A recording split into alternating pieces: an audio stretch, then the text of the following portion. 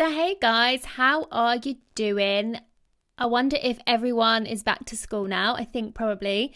And I hope you're enjoying September like I am. I'm feeling like the autumnal vibes are coming in and I'm quite looking forward to it, to be honest. I'm someone that absolutely loves seasonal transitions. So I'm not so good when I'm like in the full throes of any particular season, maybe other than summer. But I love that sort of change. So like as the days start getting a little bit darker, a little bit colder, as the smells in the air start changing, all of that lovely stuff. So I'm looking forward to it. I hope you're all doing really well. So thank you for the love for last week's episode, how to know when to invest in yourself. Lots of you told me that really cleared things up and helped you get some perspective if now is the right time and with who you should be investing your most precious resources, your time and your money.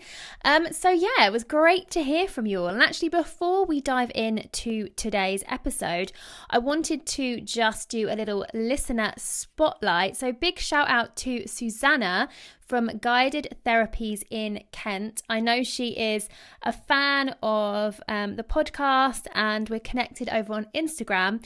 So I just wanted to give a little shout out to her and read a beautiful message that she sent me today, actually, which says, I've actually been rinsing out your podcast and doing lots of self-inquiry recently. I'm absolutely loving the journey and have connected so much with journaling on a daily basis. Thanks to you. So thank you very much. So thank you so much. Honestly, it still means the whole world to me to hear that you guys are listening to the podcast, are finding this helpful, are implementing the stuff and seeing results. So today's episode I feel like it's on top of mind for everyone when in business in general, and specifically in the wellness business, because sometimes we can worry and stress and spend nearly all of our time, right? Thinking about how are we going to keep that flow of clients coming through the door, the virtual or the physical door, and not have to worry and spend some of our most precious time, the time that maybe we should be creating new services or spending with our clients on worrying how to get clients, and then if we've got a nice steady stream of clients, how to ensure that it stays that way. So today's episode is all about the 6 pillars to client abundance. It's my real belief that if you can really nail this, that it frees you up. It frees you up for time to get creative. And if you're listening to my podcast and you like the stuff I put out into the world, I'm going to guess that one of our shared values is creativity and change and growth, so that we want to have the freedom. That's why I always talk about helping you create freedom in your life and business, because I don't know about you, but one of the main reasons I got into business in the first place was to create more freedom in my own life. Now, that's not always the case. We think that if we start our own business, that we'll suddenly have all this extra time and we can play with our time more and we can be more in control of what we do and when. But as any of you know that are in business, you'll know that sometimes that isn't always the case. And actually, we end up giving away more of our time. So I think that if you can nail this one piece, then it frees you up a lot. It frees you up a lot to spend your time on other things, and perhaps things that feel more aligned to you, feel more connected to your service. Now, today I'm going to walk you through these 6 pillars, and I do have a worksheet that you can actually use alongside. So while we are going through, you can go get this. So it might be a good idea to print it out or have it up on your phone as you listen. You can go over to kirstykianifard.com/fully booked. I'll put it in the show notes as well. So it's www.kirstykianifard.com/fully booked and download the worksheet to go alongside this now. Or have a little listen, and then when you want to get actually on to do the work, go and download that so that you know that you've got everything ticked off to ensure that your client attraction is easy, with ease, with flow, and without stress and worry. So, why are we really talking about this? Because it's my belief that so many of us are casting too wide a net. We really believe that we can serve and help everybody. Now, as much as that is a really great trait to really want to help everyone and show up and serve as many people as possible, sometimes it dilutes our efforts. Sometimes when you have too many choices, you don't know where to show up. You don't know what to say when you show up. You don't know what problem to speak to. You don't know what sort of client to speak to, what language to use. You don't know, and you worry that people aren't going to be on your wavelength. Decide who it is that you want to serve. And in knowing that, you know where to show up, you know what your message is, and you start to become known for something. Now, once you're known for something, it's far easier for people to recommend you. It's far easier for people to, if they hear a conversation that you're not involved in, to say, hey, you know who you need to go and find out? You need to go and seek out Kirsty or Sarah or Louise or whoever. But they know. Whereas if you're someone that's sort of known for being okay at 1,000,001 things, it's really hard. You're not going to be front of mind when people are having particular conversations. So I hope if you ever speak to anyone who is looking at growing their wellness business, scaling it, creating massive impact and income in their business, I am the girl that you think of. That is my mission. That is what I want to be known for, and that is who I want to help. I always feel like it's like when you go to a restaurant. If the menu's too big, I always think that's a dangerous sign. If there are too many options on that menu, how can they possibly be good at everything? And you've probably all been to those restaurants where not only is the menu so big, but I mean, they are like, that's a fusion right there. I mean, they're doing Italian, they're doing French, they're doing Spanish, they're doing English, they're doing American cuisine. And you think, hang on, like, where's their focus? What is their passion? What is it they love? And maybe they're not going to be that good at any of it. Well, that's what I feel anyway. I'd much rather go somewhere that knows what it is they do and they do it flipping well. So today I'm going to walk you through these 6 pillars to help you identify how you can sort out this conundrum, how you can get this fixed once and for all, and how you can ensure that you have a nice steady stream of clients all the time. People inquiring, people coming into your world, people finding you on social media, people browsing your website, people reading your blog posts. Because let's face it, you want to start building relationships not only with those people that you're immediately serving, but with the people that you may help in the future at some point. So let's start there. Now, our first pillar number 1 is your client archetype. So who is your ideal client? Before you start going out thinking, I just want anyone to come through the door to have to experience my service because I just need clients right now. Really slow things down and think, who do you want to serve? I know for sure that the thing you offer, without knowing you, the thing that you offer suits some people better than others. It's just the way that life works, especially within the wellness space. There are so many incredible modalities out there, but it doesn't mean that everyone loves everything. Most people have a favorite way of working. Most people have a favorite modality. Most people who practice a particular modality have a favorite thing to treat, or the thing that they know is their zone of genius. So I'd like you to think back to the clients you have served and identify who you enjoy working with the most. Now, let's face it, business and life is far more fun when you're doing things you enjoy. One of the clients I'm working with at the moment, when we were looking at her core cell values, one thing that jumped out for us was literally, it jumped for joy. It was joy. It's so important to her. If there isn't joy in the things that are going on in her life, if there's not that playfulness, that happiness present, she just finds it really hard to stay the course. So who is it that you've treated within the last 5 weeks, 6 weeks, that you've loved to treat? And write down everything about them.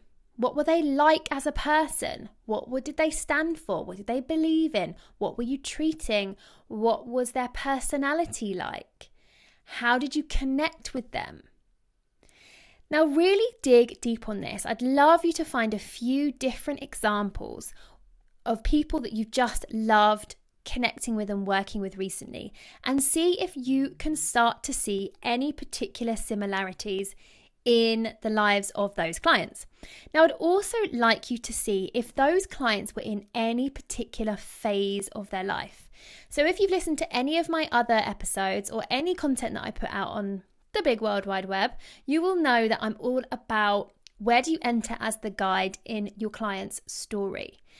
So just because you treat a particular ailment, perhaps, or just because you help people to achieve a said transformation in their life, that doesn't mean that every single person on the planet that at some point in their life would want to reach that particular transformation is the right person for you right now. You have to get really clear on the phase of life that person is at. Where is it that you enter as the guide? What's going on in their life right now, imminently, that makes them desire to work with someone like you or receive a service like yours?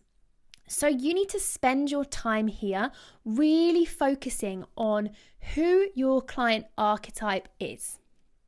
Now, pillar number 2 is your client's pain points.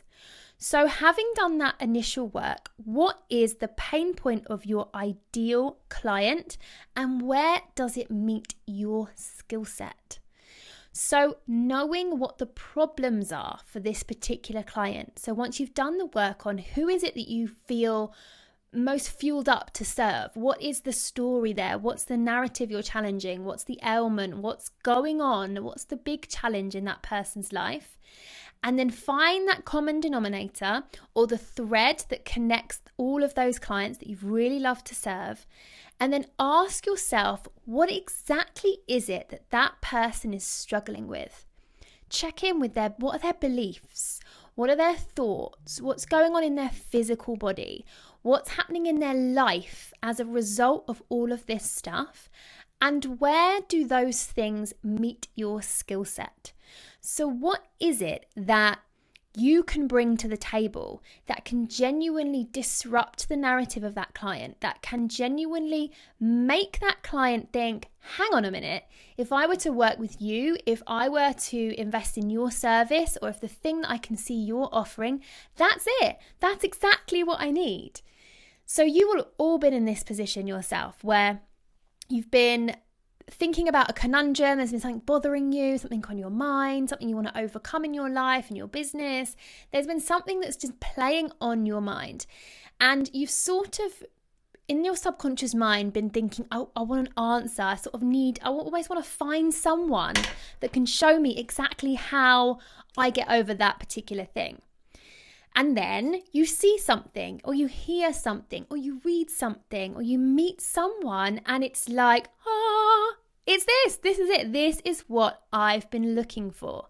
So where does that narrative, where does that person, that ideal archetype, where do they need support? What is it that's going on in their life right now that you can match with the skill set that you have to offer?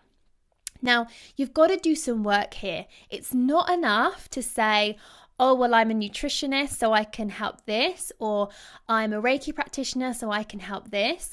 That's not your skill set. That's one of your tools, but your skill set is so much bigger than that.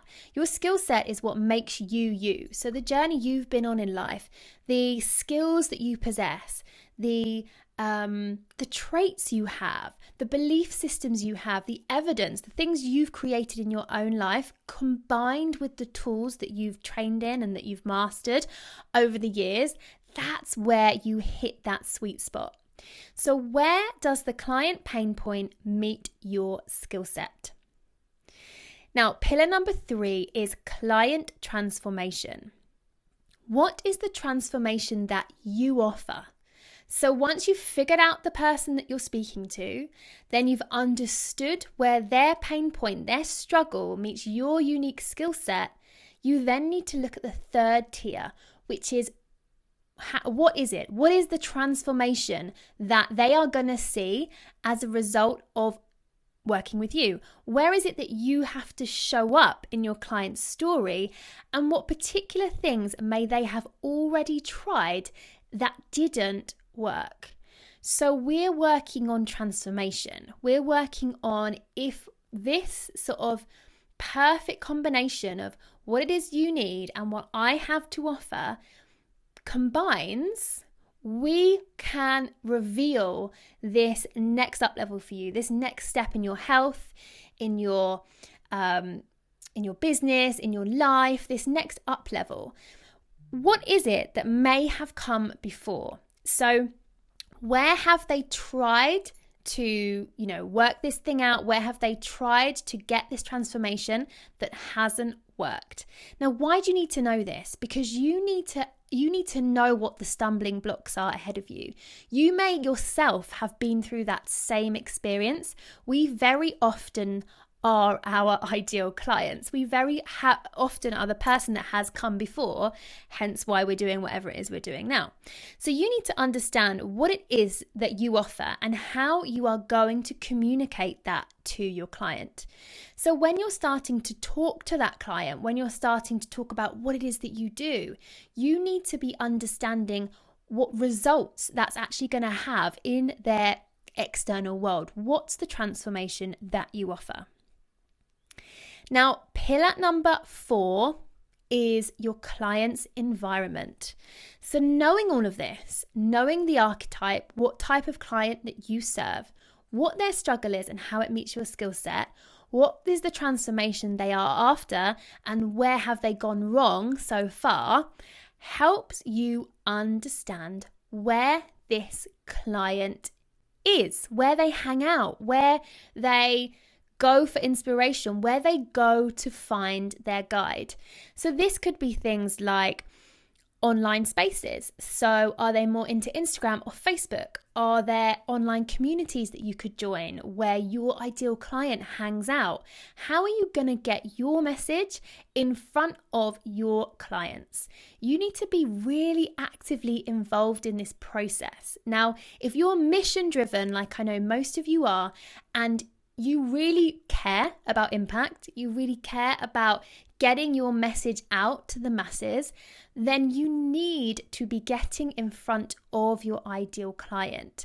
Not only so that you can, market yourself, share your message, but because you already want to be starting to sow the seeds that are going to help those people grow.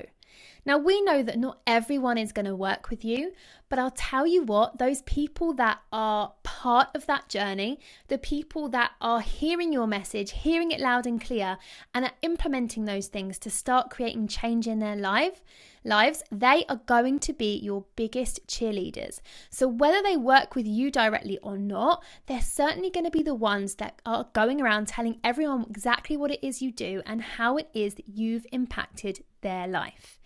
So do some homework on this. Really start to find out, start to get off your bum, start to get out into the real world and find out where your ideal clients hang out. So if they are on a quest of spirituality, if they've just started off that and they are really looking for answers to instigate more growth in their life, to become more evolved, to understand themselves more, where are they likely to hang out? What sort of content are they going to be wanting to absorb? What are the sort of spiritual teachers they may align themselves with? What is it that you feel they could benefit from hearing from, and how could you get in front of those people to show up? So really, this is about networking. This is about thinking outside the box and thinking about how you can really show up for your ideal client. Now, once you've got really clear on all of this, you need to start actively showing up for your ideal client in the places they are likely to hang out and build genuine relationships by adding massive value and establishing yourself as the guide in their story. I'm going to say that again because there's two really key pieces here. Genuine relationships and massive value. So this is never about going into a situation of getting in front of your clients and thinking about, what is it that I can get? I want to sign up X amount of clients. I want everyone to come and work with me. I want to make X amount of money. Go into any of those situations like that and they'll smell it a mile off. There's nothing more repulsive than that sort of energy. And that's not what you're in this for. You're in this to create genuine change. So take the time, one person at a time, to start understanding your ideal client even better. Ask questions. Find out what it is they need assistance with right now. Find out what it is they've already tried. Find out how this is, representing itself in their life, and figure out how you can show up for them and start immediately making massive value in their life, adding massive value in their life. So that the way you decide to add the value to your ideal clients needs to be as unique and as individual as you are. So you need to start thinking about creating unique content to you. So it's great sharing other people's content. It's great being a source of inspiration. But if you want to be the go-to person that person remembers who helped them or shared some wisdom with them that really made up their game or change things for them, you want to be starting to put out consistent, unique content. So deciding which platform you do that on is everything, because consistency is key. So here are a few suggestions. You could look at podcasts, you could look at blogs, you could look at YouTube, you could look at speaking gigs. So speaking is so powerful for your business and your brand, and it's a great way to target one-to-many. So you can be on stage, and if you've got the right audience, you can be really touching the lives of perhaps hundreds of people just from doing a 30-minute or a 45-minute speak. So you need to really get clear on how you want to show up. Perhaps you could do guest spots in magazines, your email newsletters, online trainings, worksheets, or perhaps weekly lives on Facebook and Instagram.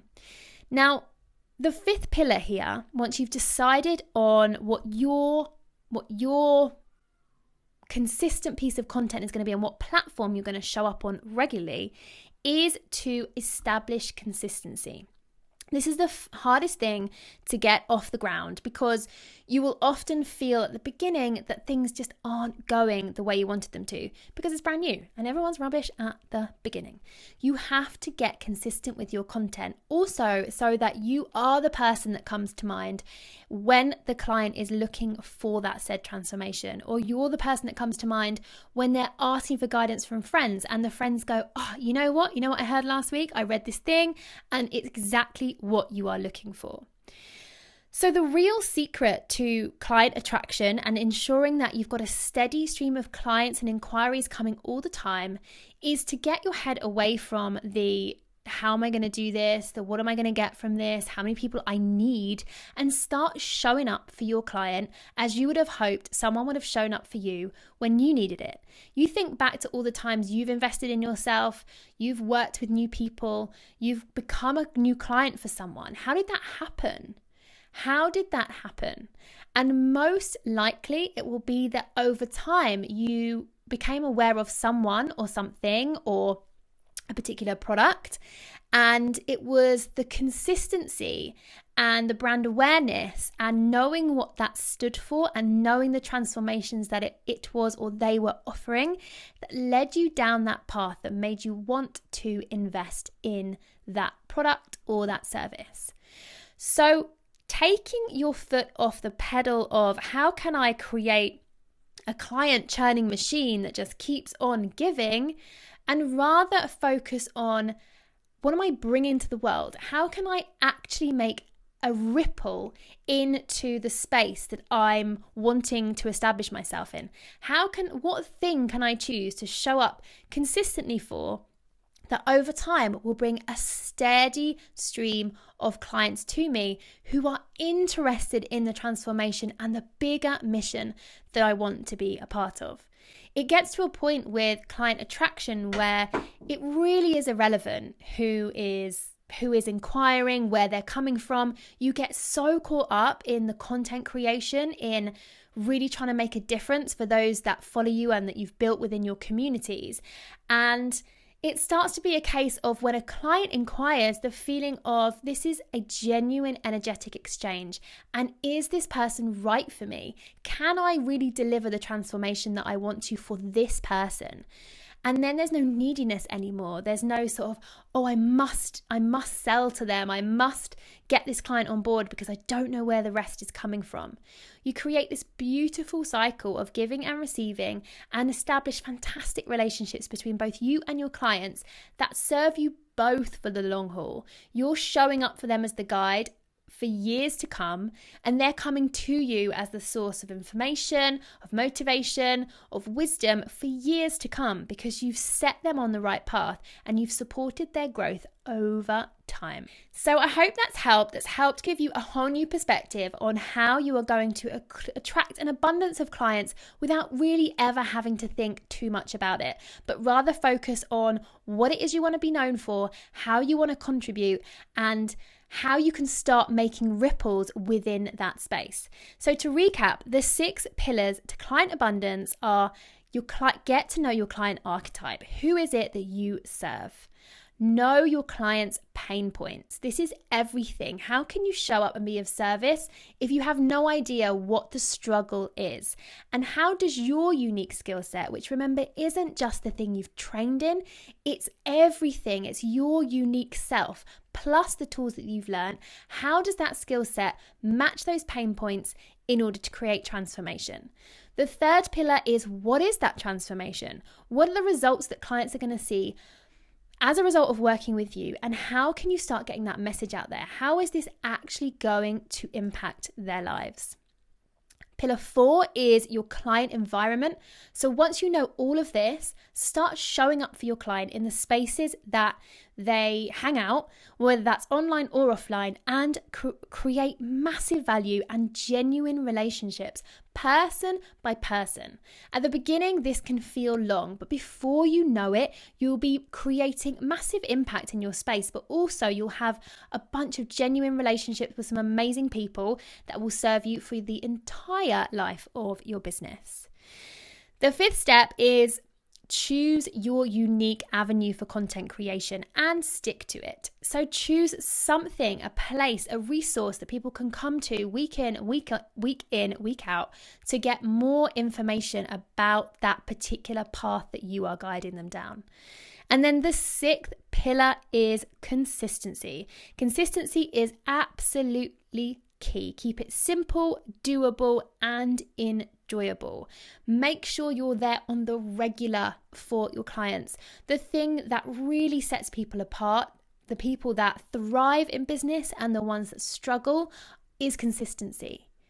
I actually did a Facebook Live today all about how to create confidence in your business when you're lacking in confidence in yourself, because this is the killer for consistency. If you're not seeing immediate results, if you're worrying that you're not getting exactly what you want, or you're not creating the impact that you want, it's so easy to take your foot off the pedal and stop.